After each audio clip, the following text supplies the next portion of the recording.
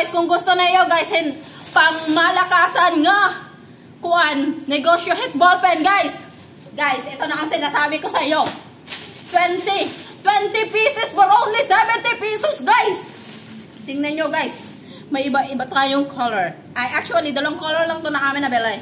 This is color gray and color pink. So guys, may binili kami na 100 pieces for only, basta 70 pesos siya for 20 pieces. So kung gusto mo siya ng pang negosyo guys, bili na kayo guys. Nasa comment section ng shop.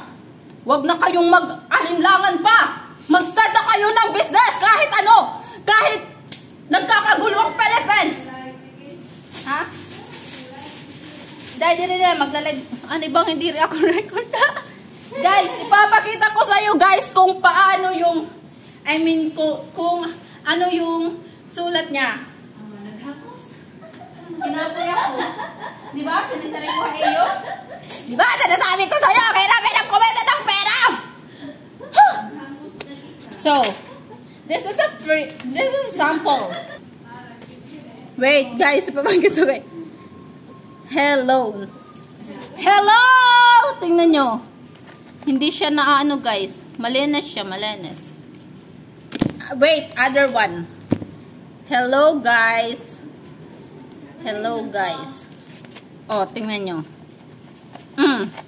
Maganda yung ano niya, yung sulat. Try natin yung pink. Kung ano. Guys, vote wisely. Kay duul na ang election. Guys, tingnan nyo. Oh, di ba?